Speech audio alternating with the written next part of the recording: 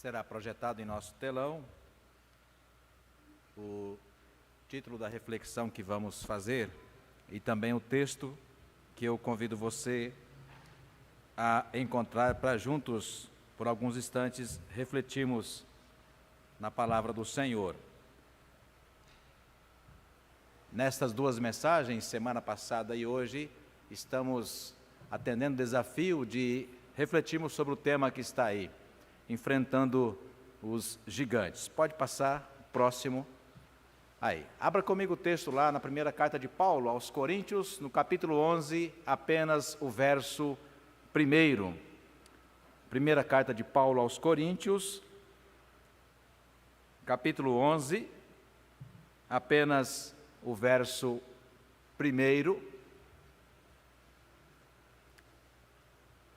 que desde criança, para nós ou aqueles e aquelas que cresceram na igreja, aprendemos a decorar este verso 1.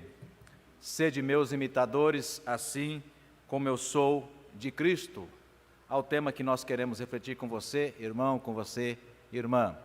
Ao imitarmos gigantes da fé, revelamos o lugar. A palavra vermelha aí é para destacar mesmo para você.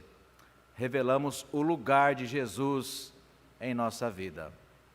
Quando nós nos dispusemos ou nos dispomos a imitar pessoas que nós admiramos, e quando essas pessoas fazem gestos nobres, algo que registra a história por todos os tempos, nessa igreja há pessoas assim, no nosso país há pessoas assim, quem sabe na sua família, e tempos que estamos vivendo com tanta falta de inspiração de pessoas que parece que vivemos tempos tão difíceis, é necessário, irmãos e irmãs, olharmos para aquelas gigantes, aquelas pessoas gigantes que nos desafiam de fato a atitudes nobres. Esse caso é antigo, tem mais de quase 80 anos. Muitas pessoas desse caso ainda estão vivas, mas sem falar em Deus, em momento algum, um gesto nobre, um gigante. Feche seus olhos, vamos orar. Pai, em nome de Jesus, nós nos colocamos à Tua presença nesta hora, e por esse instante, ó Pai, mais uma vez, queremos ser inspirados na Tua palavra, por meio do Teu Santo Espírito. Desafia a cada um de nós que aqui está, Senhor, aqueles que acompanham de casa também, que esta palavra, ó Pai, no mover do Teu Santo Espírito, não apenas nos edifique, nos inspire, mas também, ó Pai, nos desafie a escolher e imitar os gigantes que nos têm, ó Deus, ao longo da nossa existência, nos impressionado. Precisamos imitá-los, Senhor. Nosso país está precisando, nosso estado, nossa cidade, quem sabe nossa família, certamente nossa igreja, Senhor, está precisando de outros gigantes para que ela continue, ó Pai, a caminhar, ó Deus, de acordo com o Teu propósito neste lugar. É o que nós te pedimos, Senhor, em o nome de Jesus. Amém. Pode passar. Para enfrentarmos gigantes, irmãos e irmãs, nós precisamos de algumas coisas. Muitas poderíamos pensar. Eu listei 3 nessa comparação breve que queremos fazer. Pode passar o próximo. Preparação. A gente se prepara para enfrentar gigantes, irmãos, e na semana passada um pouco falamos disso. E esses gigantes podem ser, de alguma forma, gigantes positivos. O vídeo que acabamos de ver é um exemplo assim. Quem de nós não gostaria de ter uma atitude como essa? No relato que você viu, não precisa aqui repetir. Mas no final nós choramos. Toda vez que eu vejo este vídeo, eu choro. Porque eu olho para os meus 50 anos de vida e muitas vezes achando que fiz alguma coisa, e olha que sou pastor há muitos anos, saí de casa ainda menino para servir o reino de Deus, e às vezes me pego como que vaidosamente achando que já fiz alguma coisa para o reino de Deus. E olha que é uma honra ser pastor. Mas quando a gente olha para atitudes assim, não sei você, mas eu mesmo falei, eu não fui nada, absolutamente nada. Talvez porque não coloquei o primeiro ponto para imitar gigante, que é chamado de preparação na minha forma de entender. Preparação. E por que preparação? Você aceita o desafio de imitar um gigante? Detalhe, gigantes não nascem grandes. Assim como você, como qualquer ser humano, nasce bebê, muito pequeno, sobretudo humano. Porque se você for ler a história dos dinossauros, o bebê dinossauro já nasceu grande, porque a sua mãe era grande. Mas estamos falando de humanos. Irmãos e irmãs, quando Deus toca no nosso coração e coloca ao nosso lado ou em nossa história um gigante para ser imitado e você se acha pequeno, ou como ele disse, impossível, difícil, então a palavra para você é: você precisa se preparar. Se você gostaria de viver coisas grandes com Deus, como ser humano que você é, com o tempo de vida que você ainda tem, você precisa se preparar. Quer um exemplo prático? Muitos aqui na idade avançada, para retribuir um pequeno gesto do que recebeu daquele homem, decidiram, depois de aposentados, irmãos e irmãs, aposentados, pelo menos 2 vezes por semana, voluntariamente trabalhar num asilo, num hospital, numa creche. Por isso nós precisamos refletir sobre o tema: imitar gigantes, irmãos e irmãs. É para qualquer um de nós. Sobretudo quando Deus toca no nosso coração e nos coloca a esta reflexão: o que eu fiz na minha vida ou com a minha vida até aqui? Realizei muitas coisas, como por exemplo Eclesiastes capítulo 2, capítulo 3, capítulo 4, Salomão já idoso, fazendo uma reflexão da sua vida. Ora, pois, perdi tempo com tantas coisas que ele chama de vento passageiro, uma nuvem passageira, e se eu pudesse, capítulo 12, voltar ao tempo. E eu quero dizer para você, irmão, que está aqui com 70, com 80 anos me ouvindo, ainda há tempo, não que você não tenha feito coisas grandes, mas ainda há tempo de você servir. Basta você se preparar. Eu quero, pastor, eu quero fazer. Quero retribuir um pouco mais do muito que recebi de Deus, dos gigantes que Deus colocou na minha vida. E para isso você pode se preparar. Primeiro elemento da preparação é renúncia. Encontrar espaço na sua agenda ainda em janeiro, já iniciando fevereiro, encontrar um espaço na sua agenda para você dizer para você mesmo: não, eu vou me preparar porque este ano eu quero fazer mais para retribuir a Deus o que já recebi até aqui. Voluntariado. Eu quero servir mais. Não vou dizer para você, por exemplo, orar por pessoas presidiárias. Mas tem alguém para indicar para você, se você quiser ouvir sobre esse ministério, de corresponder com cartas evangelizando presidiários. Tenho pelo menos 2 pessoas para indicar. Pode passar o próximo. Disciplina. Sabe por que disciplina? Irmãos, nós organizamos a nossa vida, a nossa agenda, a nossa existência humana de tal forma que ela fica automática. Nós temos facilidade de tornar a nossa vida automática, repetindo sempre as mesmas coisas: ganhar dinheiro, trabalhar e comprar e fazer isso, aquilo, outro, cuidar dos filhos, cuidar da esposa, do esposo, da igreja e disso, daquilo, outro. A vida fica como que uma rotina.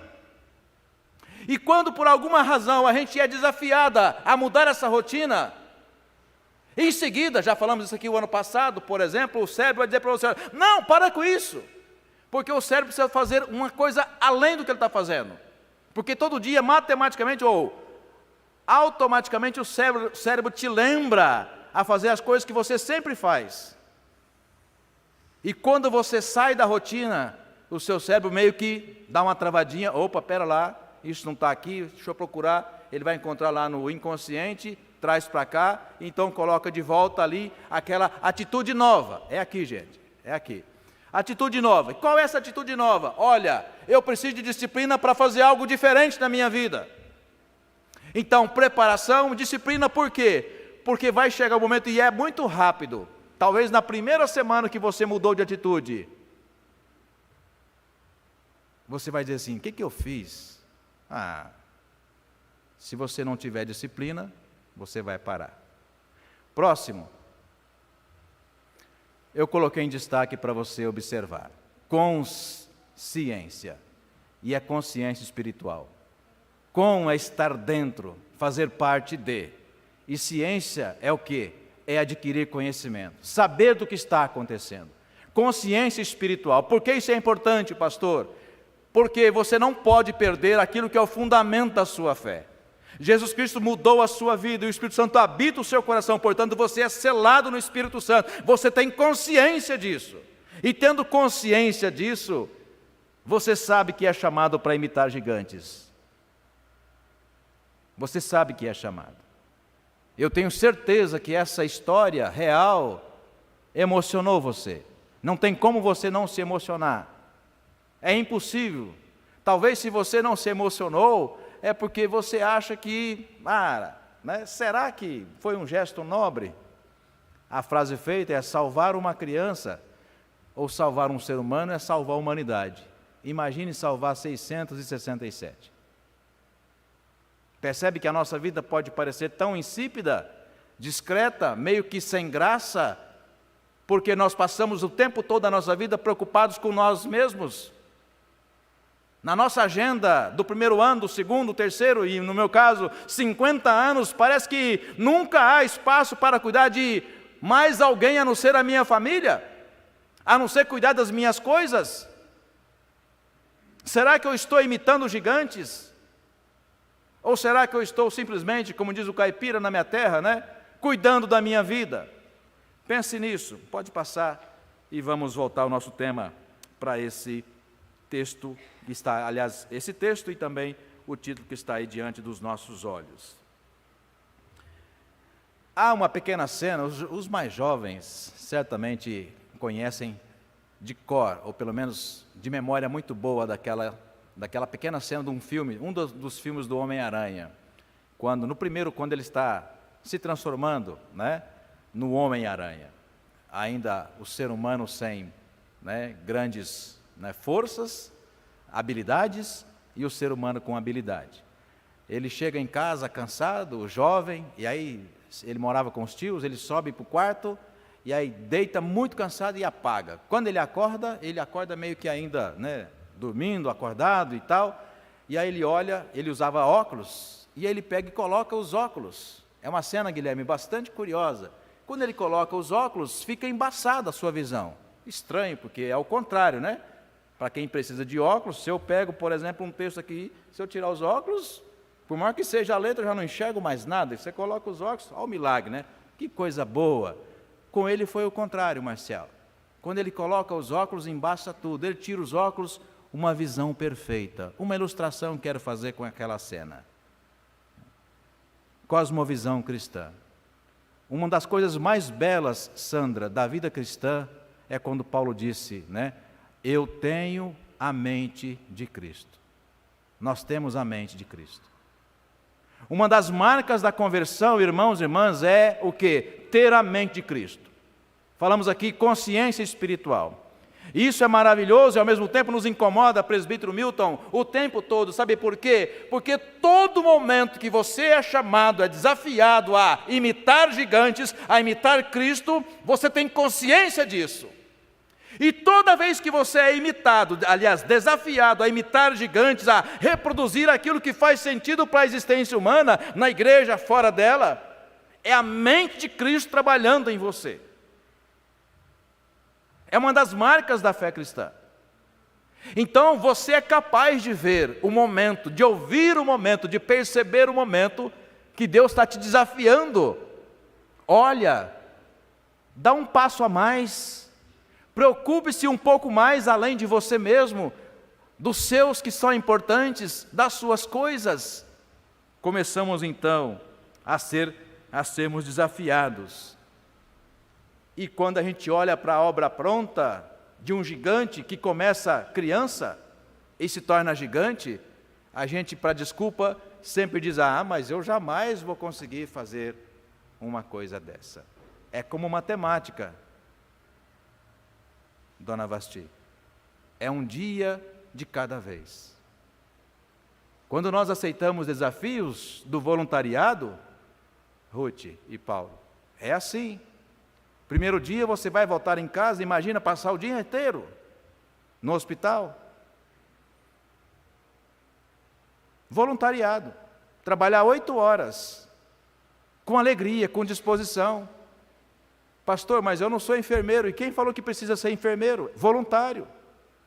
Passar 8 horas por dia no hospital, por exemplo, visitando os pacientes, lendo o texto bíblico. Você cantando com as pessoas. Eu já fiz isso, olha que eu não sou cantor. Um dia de cada vez. Primeiro dia vai ser muito difícil, e o cérebro vai dizer para você, o que você foi aprontar? Para com isso. Disciplina. Não. Semana que vem eu vou voltar. E na outra você volta. Regiane. E na outra você volta. Depois já passou um primeiro mês, passou o segundo, passou um ano, e daqui 10 anos você começa a receber cartas na sua casa, que você não imaginava, como esse homem. Olha, aquela oração que você fez no meu quarto salvou a minha vida. Percebe, irmãos e irmãs, precisamos sair dessa rotina, que muitas vezes a nossa maior preocupação é exatamente essa. Eu, minha casa, minha família, tudo meu, o tempo todo.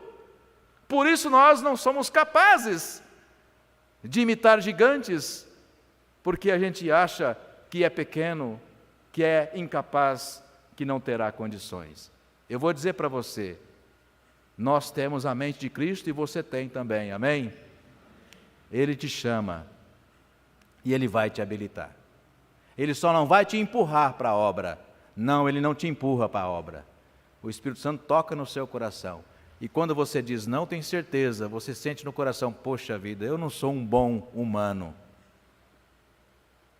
Eu poderia fazer algo, além de cuidar de mim mesmo e da minha casa. Abra comigo um texto, eu vou dizer para você, porque nós podemos ser gigantes, não por vaidade nossa, mas para atender o mandado do Senhor. Ezequiel 37, você conhece o texto. Somos chamados, irmãos, irmãs, para sermos gigantes, porque a obra que Deus tem para cada um de nós requer de nós desafio, entrega, confiança e, sobretudo, fé.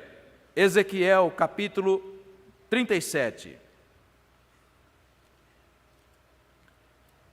Ezequiel 37, eu vou ler para você do verso 1 ao verso 4, depois pular verso 7 e depois o verso 10. Você encontrou Ezequiel 37? Amém? Verso 1, veio sobre mim a mão do Senhor, Ele me levou pelo Espírito do Senhor e me deixou no meio de um vale que estava cheio de ossos, e me fez andar ao redor deles. Eram muito numerosos na superfície do vale e estavam sequíssimos. Então me perguntou, filho do homem, acaso poderão reviver estes ossos? Respondi, Senhor Deus, tu o sabes. Disse-me ele, profetiza a estes ossos e dize-lhes, ossos secos, ouvi a palavra do Senhor. Presta atenção, para um pouquinho, olha aqui. Você vai ler essa história 10 vezes, 1000 vezes, e você vai estar diante de um milagre. E milagre é o seguinte, você acredita, confia ou não. E nós que cremos em milagres, nós não cremos porque esperamos sinal. Sabe por que nós cremos em milagres? Porque quem fez a promessa e quem diz que vai fazer proezas é fiel. Então nós não cremos em sinais, nós cremos em Deus que faz milagres. Então ele levanta o profeta e fala, vai até a tal lugar e vai lá, hoje iríamos, um cemitério. Você acredita que aqueles ossos poderão tornar-se ali um grande exército de soldados? Ele responde, olha Senhor, tu sabes de todas as coisas. Mudando de assunto, falando o mesmo assunto. Quando Jesus ressurreto vem andando na beira da praia, encontra os pescadores, na verdade os discípulos que voltaram a ser pescadores, Pedro, Tiago e João, estavam depois de frustrados e decepcionados, achando que Jesus tinha terminado no túmulo.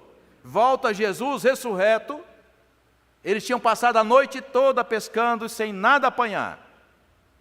E Pedro, Edmilson, ouve a voz de Jesus, lançai as redes. Pedro diz assim a Jesus, olha, passamos aqui a noite toda e nada apanhamos, mas sob a tua palavra nós lançaremos as redes. Porque o milagre não espera se você confia ou não, é o propósito que Deus tem para fazer. A sua função é orar. Se Deus tem te desafiado para algo grande, não é você quem vai fazer, você é apenas um instrumento que Deus quer usar.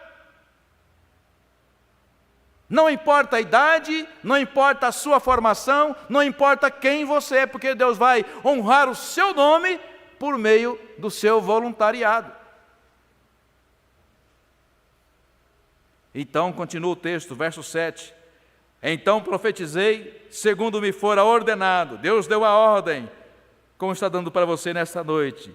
Enquanto eu profetizava, houve um ruído, um barulho de ossos que batiam contra ossos e se ajuntavam, cada osso ao seu osso. Verso 10. Profetizei como ele me ordenara, e o Espírito entrou neles, portanto a vida entrou neles, e viveram, e se puseram em pé um exército sobremodo numeroso. Por isso, irmãos e irmãs, nós somos chamados a desafiar, aliás, a imitar gigantes. Gigantes deixam colunas, anões, e aqui não é literalmente falando, é um uso simbólico, anões deixam ruínas.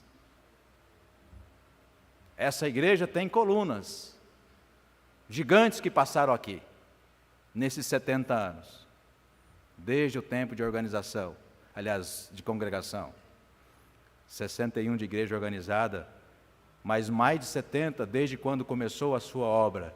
Na história dessa igreja, na memória de vocês, Deus levantou neste lugar alguns gigantes, mas ouso dizer para vocês, irmãos e irmãs, e vocês sabem disso, na sua maioria foram anões,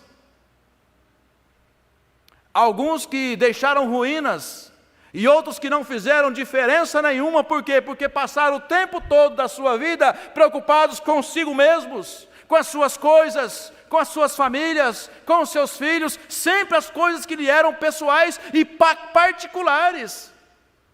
Por isso, irmãos e irmãs, nós estamos sendo nesta igreja, no tempo que eu estiver aqui, no meu coração tem sentido isso, o tempo que eu estiver aqui, não sei por quanto tempo, a minha função é essa, desafiar a cada um de vocês a olhar para a história dessa igreja e ver os gigantes que Deus colocou neste lugar. E desculpe a expressão, não percam tempo com os anões, aqueles que passaram o seu tempo e nada deixaram, nada construíram. São situações assim, irmãos e irmãs, que vão fazer a diferença. Esta semana, visitando uma irmã querida dessa igreja, não tive como não chorar de ouvir o depoimento daquela mulher, membro dessa igreja, há mais de 60 anos. E mais emocionado fiquei quando ela foi contar a história da dona Iracilda. Você conhece a dona Iracilda? Gigante dessa igreja. Irmãos e irmãs, eu fico pensando com uma história maravilhosa dessa, por que a gente perde tempo com os anões da igreja? Mulher de oração, que abria sua casa, todo mundo que vinha de Minas, parece que a regra era, tem que passar um tempo primeiro na minha casa. Enquanto ela abençoava, enquanto ela orava, mostrava a direção. Tem nesta igreja, na história dessa igreja, muitos gigantes que precisam, irmãos e irmãs, ser imitados. Precisam ser imitados. E a gente, o tempo todo, não posso, não consigo, não dou conta, não é para mim. Eis aí os jovens, deixai-os agir, dizia Eduardo Carlos Pereira. Mas depois de ter se tornado um gigante, Eduardo Carlos Pereira disse essa frase histórica: eis aí os jovens, deixai-os agir.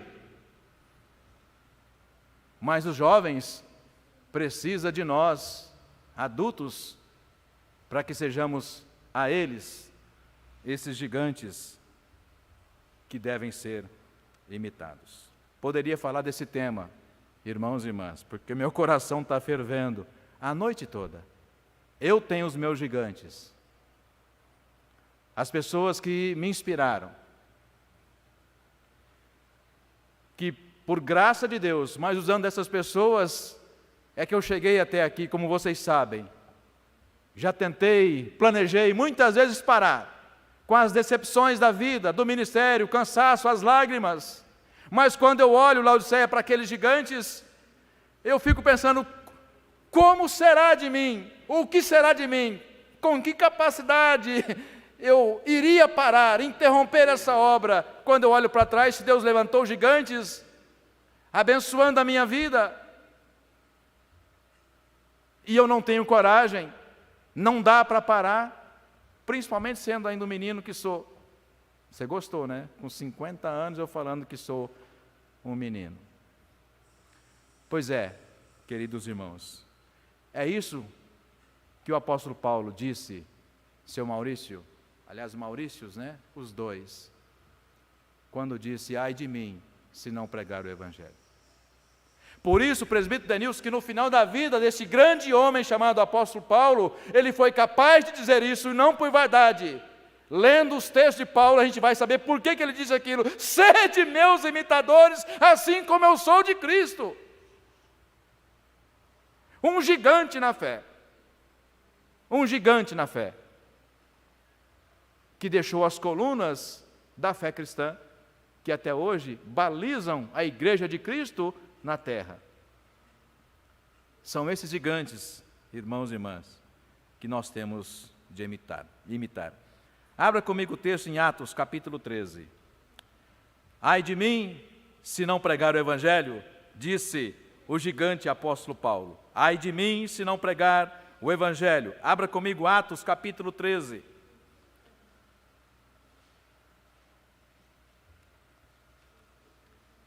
No capítulo 13, eu vou ler para você do verso 1 ao verso de número 5. Atos, capítulo 13, verso 1 ao verso 5. Veja, quando nós falamos ter a mente de Cristo, consciência espiritual, ter certeza no coração de que Deus está te chamando e você adiando, Ele chama e você sabe que Ele te chama. Então diz assim o texto, capítulo 13 de Atos, verso 1. Havia na igreja de Antioquia profetas e mestres. Barnabé, aliás, fazer uma aspa aqui, ou uma pausa. Barnabé, e a Bíblia fala muito, Atos fala muito desse homem. Há uma canção maravilhosa sobre Barnabé, que você, igreja, conhece. Barnabé era um homem de muitas posses, Selma. Ele foi capaz de abrir mão dessas posses para abençoar, eu diria assim, para financiar o começo da igreja primitiva. Era um homem de posses, abre mão de tudo e vai ver como o quê? Como alguém que está ali genuinamente dando os primeiros passos na fé. Irmãos e irmãs, Barnabé com essa atitude será mais tarde um mestre espiritual de nada mais, nada menos que o próprio apóstolo Paulo. Um mestre que Paulo teve na sua vida chamou-se Barnabé. O que Paulo foi no seu ministério aprendeu com Barnabé. Porque Paulo passou, Edmilson, a imitar gigantes. Barnabé era o gigante espiritual que Paulo precisava na sua vida. Quem é o gigante espiritual que você tem seguido de perto? Quem te inspira na história dessa igreja a ser um gigante também? Porque Deus tem tombado nesse lugar os gigantes. Mas Ele quer levantar outros. Por que não você? Havia na igreja de Antioquia profetas e mestres: Barnabé, Simão, por sobrenome Níger, Lúcio de Cirene, Manaém, Colasso de Herades, o tetrarca, e o que? Saulo, mais tarde Paulo. E servindo eles ao Senhor e jejuando, disse o Espírito Santo: separai-me agora Barnabé e Saulo para a obra que os tenho chamado. Então, jejuando e orando, impondo sobre eles as mãos, o que? Os despediram. Primeira viagem missionária. O Espírito Santo toca no coração deles, eles se sentem, Claudinei, chamados e nada mais os impediu. Vamos, porque o Senhor está chamando. A gente sempre acha, dona Débora, que ministério missionário é aquele profissional, ou seja, o que larga tudo e vai. Como Eliezer na Bolívia. Sim, aquele é o modelo, mas vou dizer para você, não o único. Deus te chama para ser missionário lá onde você está, e você sabe que Ele te chama. Deus tem me dado o privilégio de ser pastor sem ser pastor em Diadema. O Estado é laico e lá eu não fico pregando e ensinando o Evangelho para os alunos do EJA, na escola pública. Não. Mas o jeito de ser, de falar, e hoje com as redes sociais, porque é impossível. As pessoas te conhecem. Com um mês de rede pública já sabiam que eu sou pastor.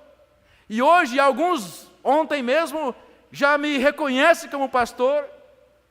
Já pedem oração. Então você sabe que é possível ser um missionário, fazer a obra aonde você estiver. Deus não está dizendo para você, larga tudo e vai ser missionário. Não. Quando Ele quer isso, Ele vai fazer. Mas a maioria de vocês, Deus está falando, olha, simplesmente lance a semente, comece a orar, assim como a dona Iracilda, há mais de 70 anos nesse lugar, abra a sua casa, chama a gente, vai ler a palavra com essas pessoas, ora com elas, espera o milagre, porque vai acontecer. Irmãos, essa mensagem é o beabá da fé cristã. É o beabá da fé cristã. Por isso, quando nós escolhemos e somos desafiados a imitar gigantes, nós estamos dizendo, Leila, qual é o lugar de Jesus na nossa vida? Quando você escolhe, se prepara, disciplina e tem consciência espiritual de imitar gigantes, você está dizendo para as pessoas, não por vaidade, mas por testemunho, olha, o lugar de Jesus na minha vida é o que? É da centralidade. Nada na minha vida é feito, pensado ou falado sem antes Jesus estar à frente. Começa a fazer isso. Você vai perceber que Deus está te usando. E quando Deus usa os seus escolhidos, ouça a igreja, os frutos começam a chegar. Amém? Os frutos começam a chegar. Atos 28, já que você está em Atos 28.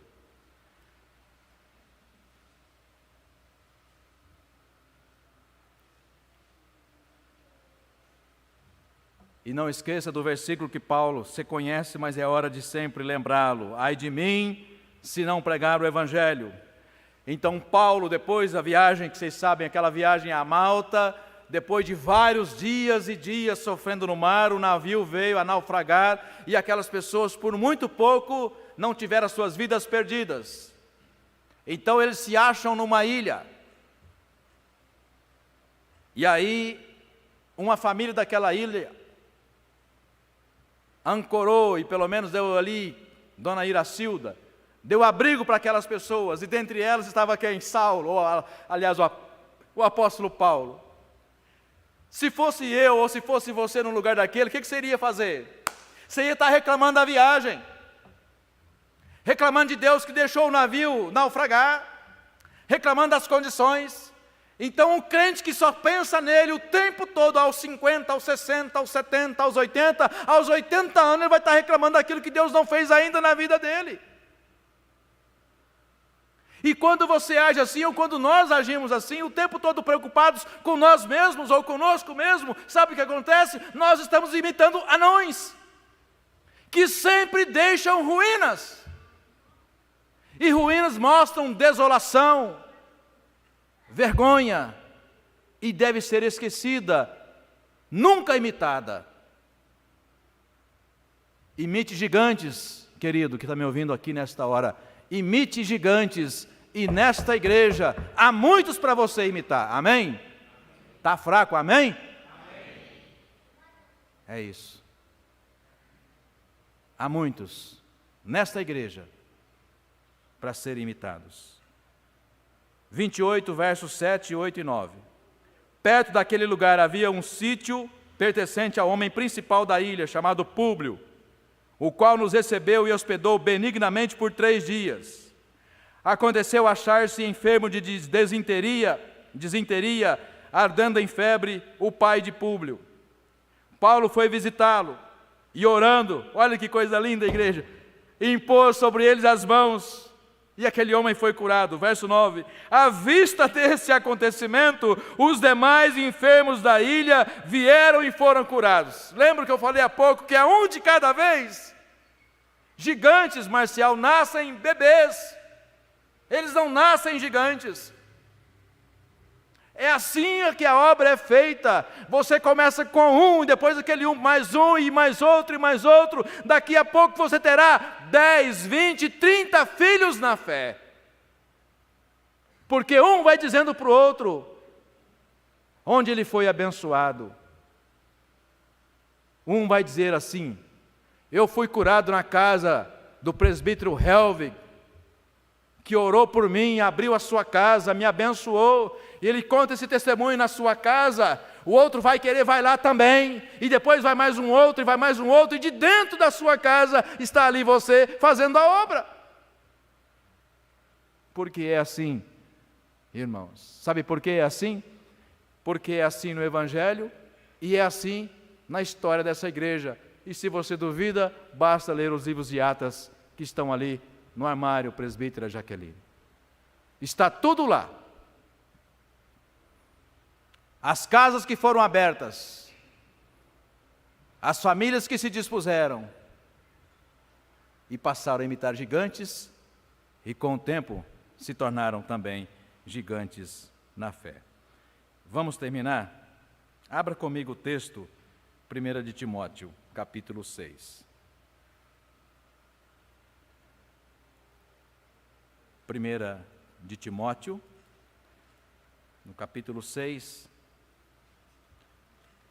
eu vou ler, vou pedir para você acompanhar a partir do verso também de número 6. Você encontrou 1 de Timóteo, também escrito por Paulo? Amém? Capítulo 6, a partir do verso de número 6. De fato, grande fonte de lucro é a piedade com o contentamento. Olha só, o que dá lucro? Já que o ser humano o tempo todo sempre tão preocupado com o dinheiro, o que dá lucro? Você fala, investir na Americanas. Não dá mais lucro. O que dá lucro? Comprar moeda eletrônica, Bitcoin, também não dá lucro. Investir no agronegócio, comprar boi, também não dá lucro. Dá para quem já tem, já está há muito tempo. Então você pergunta para o apóstolo Paulo: Paulo, grande homem de Deus, eu quero te imitar, o que dá lucro? Ele fala: sabe o que dá lucro? É a piedade. A piedade dá lucro, verso 6. De fato, grande fonte de lucro é a piedade com o quê? Com contentamento. Olha, eu estou contente, Paulo escreve isso em Efésios 4. Em toda e qualquer situação, porque com Jesus você está contente o tempo todo. Não está não? Não está não? Está. Verso 7. Porque nada temos trazido para o mundo, nem coisa alguma podemos levar dele. Tendo sustento e com que nos vestir, estejamos contentes. Ora, os que querem ficar ricos caem em tentação, cilada, e em muitas concupiscências insensatas e perniciosas, as quais afogam os homens, o quê? Na ruína e na perdição. Nunca tem tempo para Deus. Imitam os anões da sua volta, porque o amor ao dinheiro é raiz de todos os males. E alguns dessa cobiça se desviaram à fé e a si mesmos se atormentaram com muitas dores. Tu, porém, ó homem de Deus, foge dessas coisas. Quais? De achar que tudo na vida é dinheiro. Você nunca tem tempo para o outro, porque a prioridade na sua vida é você, os seus filhos, as suas coisas, as coisas que são importantes. E tem gente com 80 anos ainda preocupado com essas coisas. Tem. Nunca conseguiu ser um voluntário. Nunca conseguiu voluntariamente ler a Bíblia para alguém. E se está nesse nível, dona Débora, talvez não lê a Bíblia nem para si mesmo, né? Nunca tem tempo para servir a Deus. Quando eu falo da dona Débora, vocês já conhecem, né? Não é que é o caso dela, é para despertar a atenção de todos vocês. Vocês sabem disso. Por quê? Sempre preocupado com o seu próprio umbigo, como dizem, né, as pessoas mais idosas que nos orientaram assim. Quais são os gigantes que você tem separado para imitar?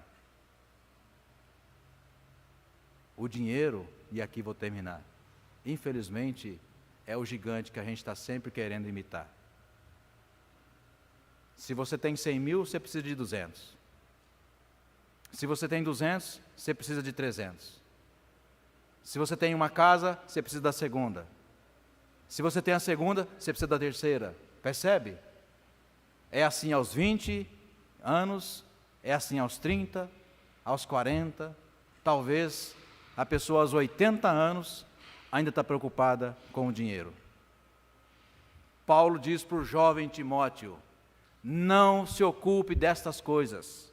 Verso 11: foge, homem de Deus, dessas coisas, antes segue a justiça, a piedade, a fé, o amor, a constância, a mansidão, combate o bom combate da fé, toma posse da vida eterna, para a qual também foste chamado, e de que fizeste boa confissão perante muitos testemunhas. Exorto-te perante Deus, que preserva a vida de todas as coisas, e perante Cristo Jesus, que diante de Pôncio Pilatos fez a boa confissão. E aí o 14, que guardes o mandamento que imaculado, irrepreensível, até a manifestação de nosso Senhor Jesus Cristo.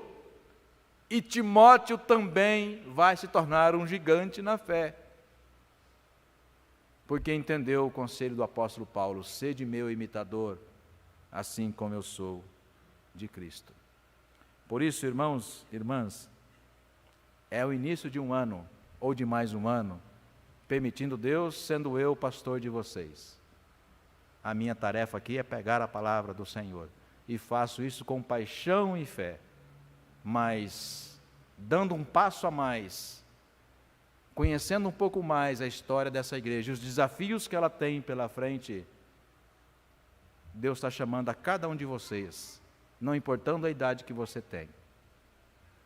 Talvez ainda há tempo de você deixar o seu nome registrado nos livros de atas dessa igreja, para daqui 30 anos, o pastor de daqui 30 anos, o futuro pastor que Deus levantar nesse lugar, daqui 30 anos, esteja mencionando o seu nome. Ou daqui 50 anos, já imaginou, presbítera Lilian? Daqui 50 anos, um pastor falando: olha, nesta igreja teve uma ministra de louvor que ficou 30 anos, 40 anos dirigindo louvor. Já imaginou isso? Já está por aí, né? Mas como você é novinha ainda, tem muita lenha para queimar. É isso. Ela poderia estar resumida aos seus filhos lindos e que tem tanta coisa para fazer. Família grande, trabalha de manhã, tarde e noite como professora. Tente imaginar, está ali ainda jovem. Agora estou levantando a bola para você, né, presbítero? Jovem ainda, poderia estar cuidando da sua vida, dos seus filhos, do seu marido.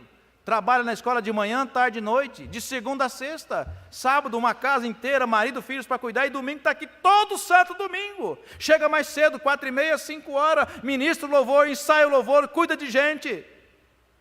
E daqui 50 anos, essa igreja puder dar o testemunho: olha, mais uma gigante aqui chamada Lilian. É assim, irmãos, um dia após o outro, um domingo após o outro. Mas quantos? Não posso, não dou conta, não tem tempo, não é para mim. Por isso, irmãos e irmãs, a minha função, a minha tarefa aqui é fazer com que você, igreja, enxergue o seu lindo passado, a sua história de conquista e glórias nesse lugar. Mas a história não terminou aqui. Que Deus assim, irmãos e irmãs, nos abençoe em nome de Jesus.